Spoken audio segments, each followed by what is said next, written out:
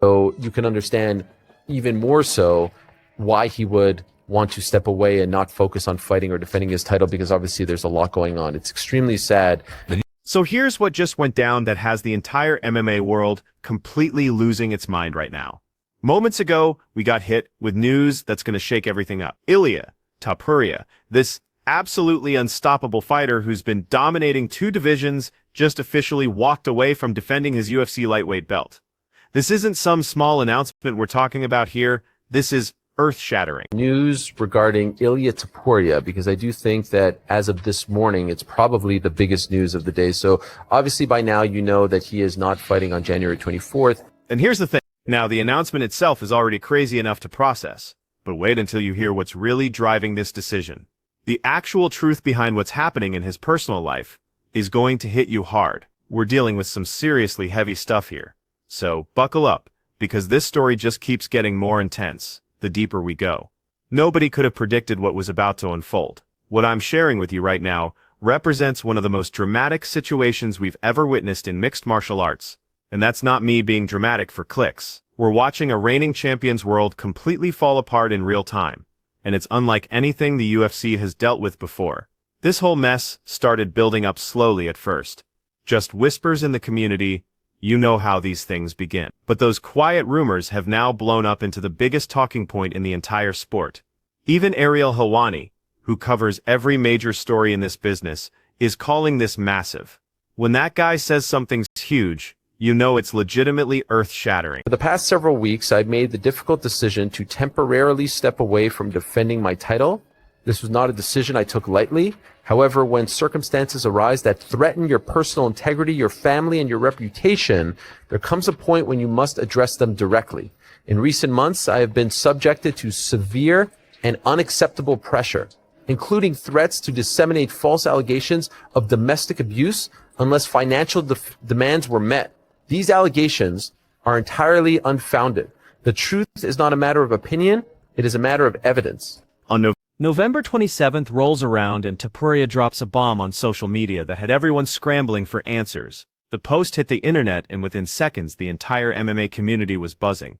His message was short, but heavy. He basically said he wouldn't be competing in early next year because he was dealing with some serious personal stuff. He wanted to focus on his kids and handle whatever situation was unfolding behind the scenes.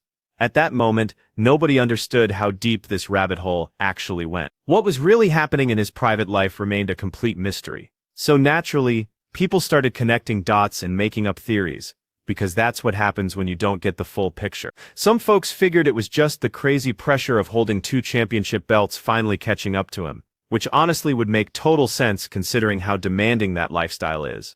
Others thought maybe he was having money disputes with the UFC brat. Contract negotiations gone wrong, promotional disagreements, that kind of business drama. But the reality, as we'd find out in the following weeks, was so much more serious and heartbreaking than anyone imagined it could be. His fellow fighters jumped in immediately to show support, which really demonstrates the respect this guy has earned. Max Holloway, the same fighter Topuria had knocked out cold during his featherweight run, reached out with a message that really stood out. He said he was sorry to hear what was happening, and that if it was what he thought it might be, he understood the struggle of trying to protect your children. Those specific words about protecting kids made everyone realize this wasn't about training camps or contract disputes. This was something much more profound. Then December 15th hits, and everything explodes into the open. Topuria releases a statement that exposes the real story behind his absence. Ariel Helwani went through the entire statement on his show, and honestly, every word of it needs to be heard, because the details are absolutely crucial for understanding what this man is going through right now. That is heavy-duty stuff. Obviously, we knew that he was going through some personal issues, and there's rumors online, and I didn't want to partake in any of those. I had not heard any of this. I had not heard any of these allegations or rumors, innuendo, any of that. And so you can understand even more so why he would want to step away and not focus on fighting or defending his title, because obviously there's a lot going on. It's extremely sad. It's I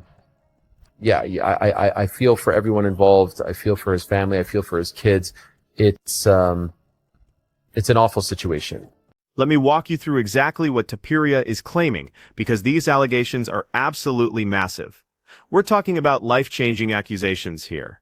Based on his official statement, Topuria says he's been targeted by an extortion scheme, and this isn't some small-time shakedown we're dealing with. Someone allegedly threatened to spread completely false domestic abuse allegations against him unless he paid substantial amounts of money, basically trying to destroy his reputation and career unless he handed over cash. The timing of this revelation lines up perfectly with Topuria's separation and custody battle with his ex-wife Georgina Uzcategui Bedel, who's the mother of his young daughter.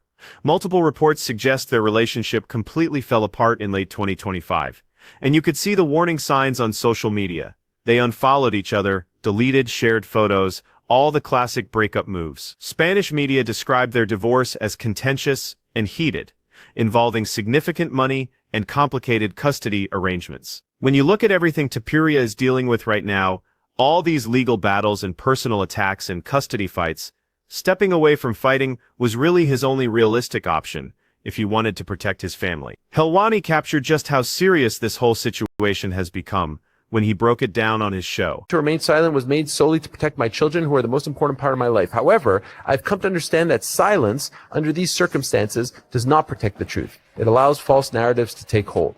Many individuals have faced similar situations, and time and again, the legal system has ultimately clarified the facts. Today, I'm stepping forward not only for my family and myself, but also to demonstrate that no one should be forced to yield. According to everything that's been pieced together from various sources, their separation started showing public signs around October. That's when Topuria and Georgina started scrubbing joint photos from their Instagram accounts, which was the first major red flag that something was seriously wrong. Just 7 days later, Georgina posted something on her Instagram that seemed directly connected to whatever situation she was facing. She wrote that a mother's real superpower isn't being alert to danger, but rather building a world where her daughter can grow up brave, free, and unafraid. That post got tons of attention, and people immediately started trying to decode what was really happening behind the scenes.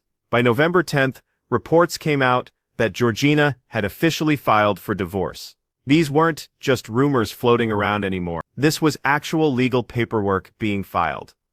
The reports suggested she was going after 50% of Topuria's assets, which, considering his success as a two-division champion, represents serious money. 2 days after that, November 12th, infidelity allegations surfaced, and the whole situation got even messier.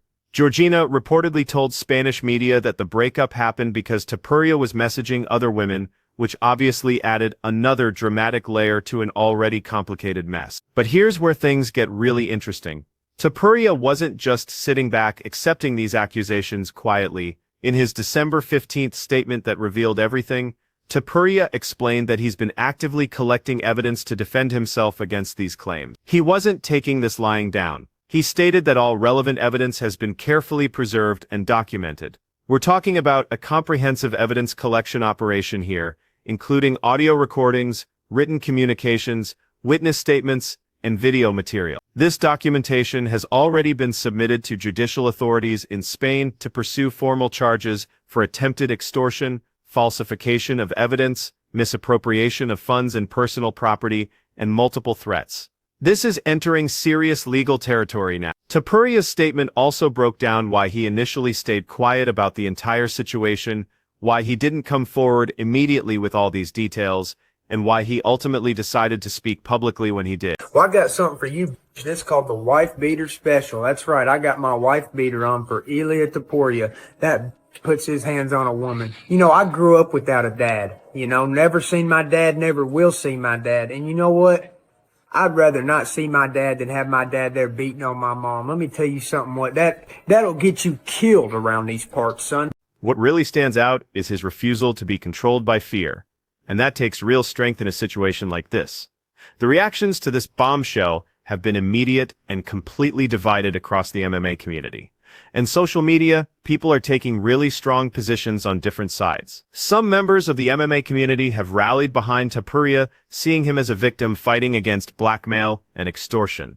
Someone who's being unfairly targeted and deserves support during this difficult period. Others remain doubtful, questioning the timing of his announcement during the divorce proceedings, wondering if this might be some kind of strategic legal move rather than the complete truth. One fighter who immediately jumped into the controversy without hesitation was Bryce Mitchell, who took Topuria's ex-wife's side right away and launched into a brutal attack on social media that got everyone talking. I think a lot of people were surprised that you were not fighting in the first quarter, at least. But how is it with the UFC? Are they understanding? Because obviously all the fighters can go through problems such as what you are going through. How understanding was Hunter and the other people involved? The truth is, Ilia says, they have been excellent.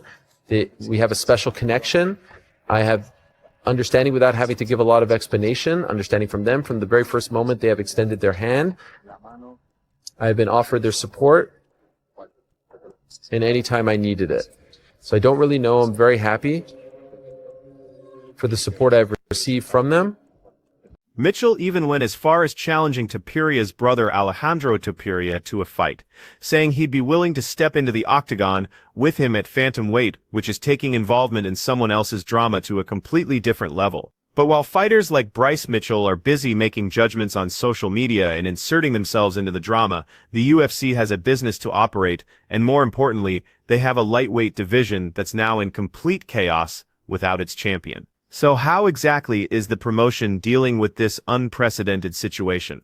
What's their strategy for moving forward? The UFC has handled this situation with what Topuria himself describes as incredible support, and that's actually pretty meaningful praise coming from a fighter going through something this challenging. When reporters asked about how the organization was treating him during this difficult period, when they pressed him on whether the UFC was being understanding or applying pressure, Topuria had nothing but positive things to say about how Hunter Campbell and the rest of the UFC leadership have treated him through this ordeal. Point will they decide to make that interim belt the actual belt if he's not going to come back anytime soon? I don't think that they're going to be forced to do that for the January event. We'll see what kind of timeline he's on, how long this is going to play out. But if it's by next summer, perhaps they make that call. But here's the critical question that everyone in the MMA world is asking. The question that impacts the entire division and all the contenders waiting for their opportunity. What happens to the lightweight title while Topuria deals with these personal and legal issues? What's the strategy for keeping the division active and moving forward? The answer came quickly from the UFC leadership, and it was definitive. The UFC announced an interim lightweight title bout between Justin Gaethje and Paddy Pimblett at UFC 340, scheduled for January 24, 2026 at the T-Mobile Arena in Las Vegas, one of their premier venues. This decision has created shockwaves throughout the division and sparked heated debate among fighters and fans because not everyone is happy with this matchup.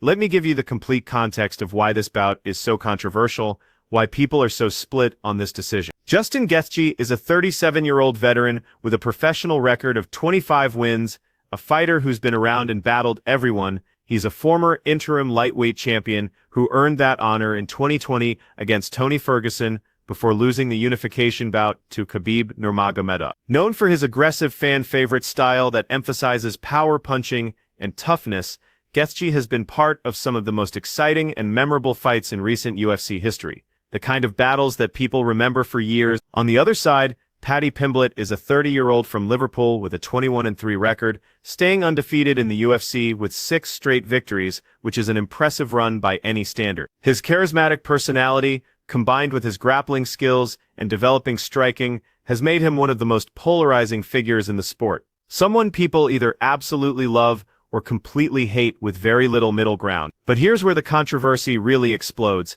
where people start getting genuinely upset about this decision. Armen Tsarukyan, the clear #1 contender with dominant wins, including over Charles Oliveira and a recent submission of Dan Hooker, was completely bypassed for this interim title shot, just totally overlooked, despite clearly being next in line, and he is absolutely furious about it. Tsarukyan has been very vocal about his frustration, claiming that the interim booking was part of a planned strategy to elevate Pimblett for a grudge match with Topuria, that this is more about creating drama and selling pay-per-views than actually respecting ranking. He stated publicly that they want to make a star out of Paddy Pimblett, and they know he could beat everybody. That's a bold statement, but one that many people actually support based on his recent performances. And here's where things get even more interesting, even more complex. Pimblett himself has been warning publicly that Topuria could be forced to vacate the title entirely if his absence extends into summer 2020. Helwani addressed this possibility directly on his show, speculating about when the UFC might be forced to make that call and strip Topuria of the belt. So basically, Topuria says, oh, I'm going to spoil the UFC's plans, which Justin Gaethje has acknowledged the fact the UFC clearly wants Topuria versus Paddy. And Topuria basically says, oh, well, I'm probably not fighting Justin Gaethje if he wins. Look at that. If Justin Gaethje wins, the subtitles are kind of covered up here, the UFC has different plans. Watch that again. Watch that again. I know most of you don't speak Spanish. But if Justin Gaethje wins, the UFC has different plans. Understanding the timeline we're working with here is absolutely crucial. Topuria's last fight was the title-winning bout against Charles Oliveira at UFC 317 in June 2025, which was an absolutely incredible performance. A return by summer 2026 would mark roughly a one-year absence from active competition. According to the UFC's informal guidelines, and these aren't set in stone, but they're generally followed, champions are typically expected to defend their titles at least once every 12 to 18 months, or risk being stripped of their championship.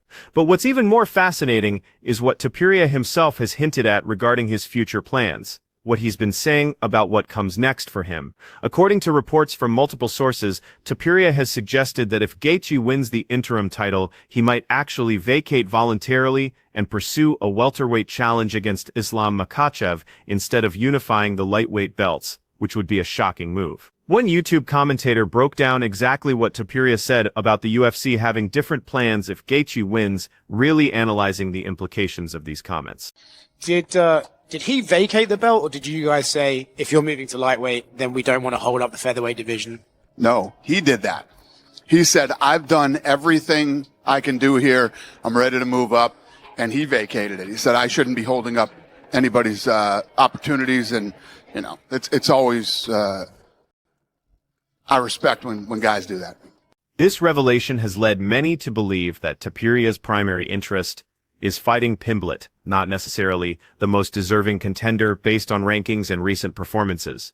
The rivalry between Topuria and Pimblett dates back to their heated exchange at UFC 317, where Topuria shoved Pimblett during an octagon confrontation after knocking out Oliveira, which created this intense bad blood between them. Now let me give you the historical context for how the UFC typically handles these situations, because there's actually precedent for what happens when champions stay inactive. When Conor McGregor became the first simultaneous two-division champion in November 2016, which was a huge moment in UFC history, he was stripped of his featherweight title just 1 month later when he showed no intention of defending it.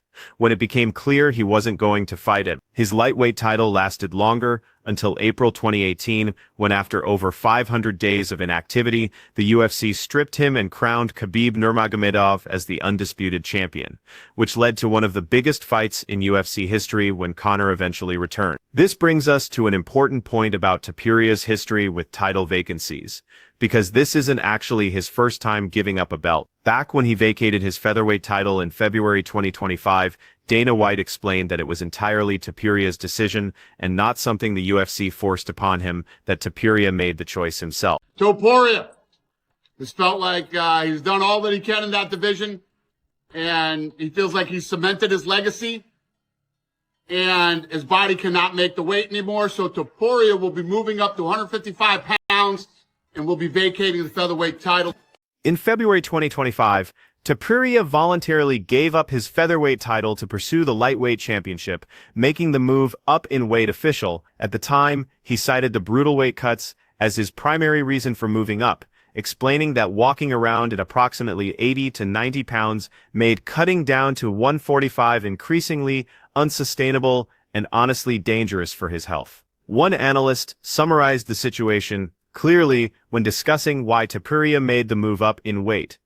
He won the vacant lightweight title at UFC 317 on June 28, 2025, knocking out Charles Oliveira in the very first round in what was an absolutely spectacular performance that had everyone talking. That victory made him the 10th fighter in UFC history to hold championships in 2 separate weight classes, which is an incredibly elite achievement, and the first undefeated fighter to achieve 2-division champion status while maintaining a perfect record. But now with Topuria sidelined indefinitely, and an interim title fight approaching in January, the question everyone is asking is whether the lightweight champion will ever return to defend his belt, whether we'll ever see him fight it, or if he has bigger plans that could take him away from MMA altogether, perhaps into boxing or something else entirely. But this is the most damning part. Don't be surprised if Topuria says goodbye to MMA. I don't think I'll stay in MMA too long. It's no secret I always wanted to go and test my skills in boxing. I wanted to finish my story in MMA first. I'll make my transition to boxing, and I'm going to surprise a lot of people. I mean, we kind of knew this. Topuria's been talking about this forever. He's been saying, I'm taking the Conor McGregor route. Now we need to address the elephant in the room, the question that's on everyone's mind. What does the future hold for Ilia Topuria, and will we ever see him fight again in the octagon? The answer to that question is more complicated than you might think, because there are so many variables at play here. Based on recent interviews and statements that Topuria has given to various media outlets, Topuria has made it abundantly clear that his time in MMA is limited, that he's not planning to fight forever like some champions do. In fact, he's openly stated that he wants to transition to professional boxing sooner rather than later, that he sees his future in the squared circle rather than the octagon.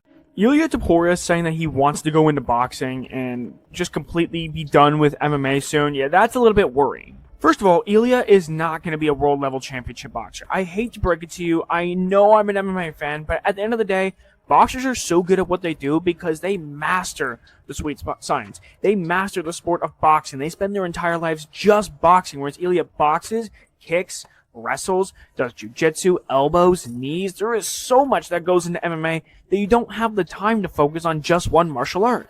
Let me break down exactly what Topuria's long-term plans appear to be based on everything he said publicly. Following his lightweight title capture at UFC 317, immediately after winning that belt, Topuria immediately began pushing for a super fight with Islam Makhachev, who had just vacated the lightweight belt to move up to welterweight, which would be an absolutely massive fight.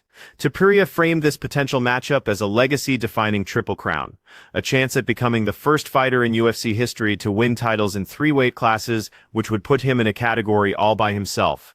When Makhachev successfully claimed the welterweight title in November 2025 with a dominant decision over Jack Della Maddalena at UFC 322, proving he could compete at 170 pounds, Topuria escalated his callouts, publicly criticizing the performance as boring and lacking emotion, while confidently predicting he would put Makhachev to sleep, which is the kind of bold trash talk that sells fights. But parallel to these MMA aspirations, running alongside his plans in mixed martial arts, Topuria has increasingly emphasized a looming exit from the sport to pursue boxing, talking more and more about stepping into the ring. In a December 2025 interview with Marca, a major Spanish publication, he stated plainly that his MMA career would not last too long, explaining a philosophy of not chasing 2 rabbits at once, meaning he intends to fully conclude his UFC story before dedicating himself exclusively to boxing, which is a smart approach if you think about it. Now, not everyone believes this boxing transition will be successful. Not everyone thinks he can just walk into professional boxing and dominate. One analyst was blunt about the challenges Topuria would face trying to compete at the highest levels of professional boxing against guys who have been boxing their entire lives.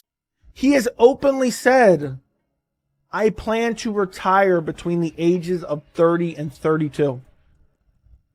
I want my first defense to be October or November. It ended up being October. And he wants to retire between the age of 30 and 32. So essentially, he's already 29. He only plans on fighting Paddy if Paddy beats Justin Gaethje. Best case scenario, he fights Paddy in maybe July, I would say. That'd be the best case scenario. So now he's halfway to 30, and he says he wants to retire around 30, 32. Well, does that include boxing? The implications of Topuria's boxing ambitions are staggering when you really think about the timeline here.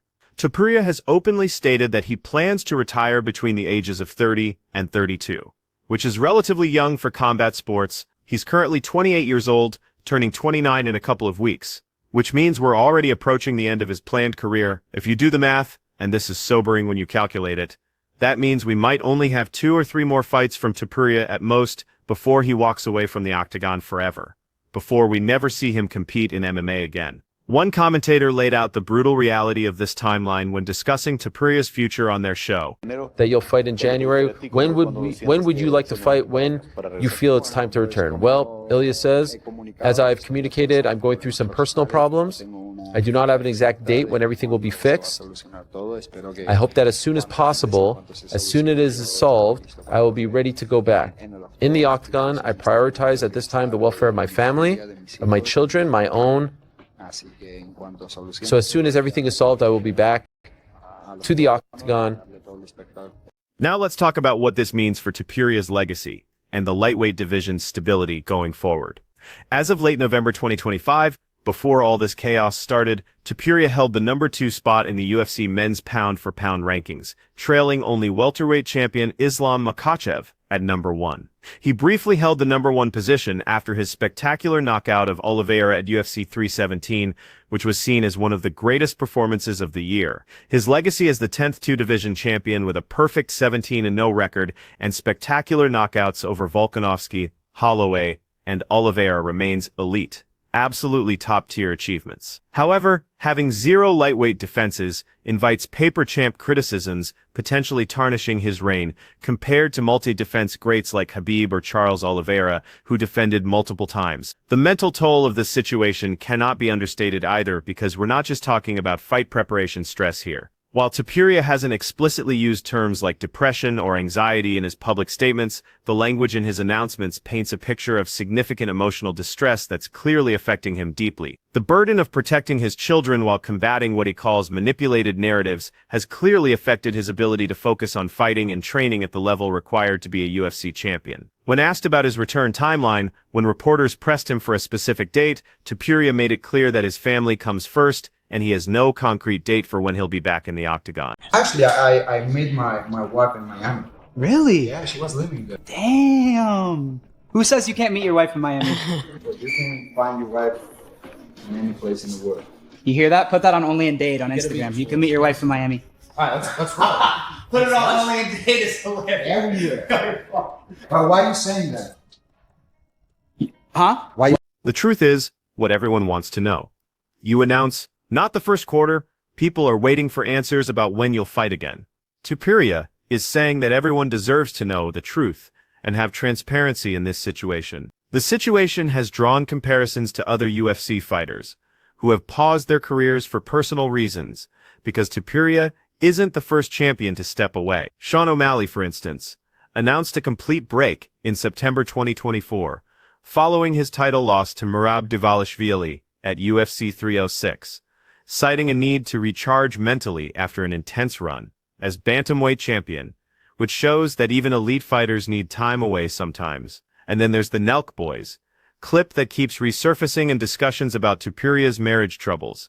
This awkward interview moment that people keep bringing up. During an interview with the Nelk Boys, Topuria mentioned that he met his wife in Miami, and the Nelk Boys' reaction created an incredibly awkward moment that many now view as foreshadowing of the relationship problems that would come later. I would bet my life the best case scenario for Ilia Topuria would be 2 more fights, maybe 3.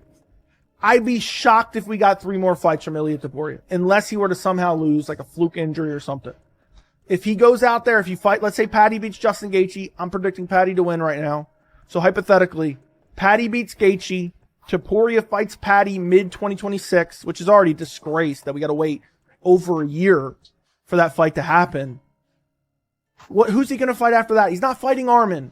Dana White has already made that quite clear. It's already a sham belt. We're not fighting the number 1 contender. Then I think he's going to probably try to get the Islam fight. Maybe that happens, maybe it doesn't. Many have pointed to this awkward exchange as evidence that warning signs about Topuria's relationship may have been visible for some time, that people close to the situation could see this coming, and that the current situation was perhaps inevitable given the circumstances of how they met and the dynamics of their relationship. So where do we go from here? What happens next in this story? The timeline for Topuria's return remains anchored to no activity through the first quarter of 2026, meaning we won't see him until at least April at the earliest, with the second quarter starting in April as the earliest realistic window. If his legal resolution delays beyond 12 to 18 months from his June 2025 title win, forced vacancy becomes likely, promoting the interim winner to undisputed status and reshaping contender queues, which would completely change the landscape of the division. The harsh reality is that even in the best-case scenario, even if everything resolves perfectly for Topuria, we're looking at a very limited number of fights remaining in Topuria's MMA career. Probably 2 or 3 fights maximum. One analyst summed up the situation with a harsh assessment that really captures how serious this is. I'll tell you guys this right now. To quote Dean Thomas, Ilia Topuria is a disaster for the lightweight division. I hope that I'm wrong. I hope something changes. And perhaps the most brutal assessment of all came at the end of that same breakdown, where the analyst didn't hold back on what Topuria's absence means for the division and the sport as a whole. But the bottom line is this, and I want to be absolutely clear about what we're witnessing here. We are watching what could be the beginning of the end for one of the most talented fighters to ever step into the octagon. A generational talent, potentially walking away in his prime. Whether Topuria emerges from these legal battles vindicated or not, whether he proves his innocence completely, the damage to his career trajectory is undeniable. It's already happened. The lightweight division hangs in limbo in this weird, uncertain state. Contenders are frustrated and don't know what to do. And fans are left wondering if they'll ever see the undefeated champion compete again, if this is really how his story ends. As Topuria himself wrote in his statement, and these are powerful words, the truth does not require volume, it requires facts. Only time will tell what those facts reveal in the courtroom and in the court of public opinion, and whether Ilia Topuria will ever return to defend the championship he fought so hard to earn, that he sacrificed so much to achieve.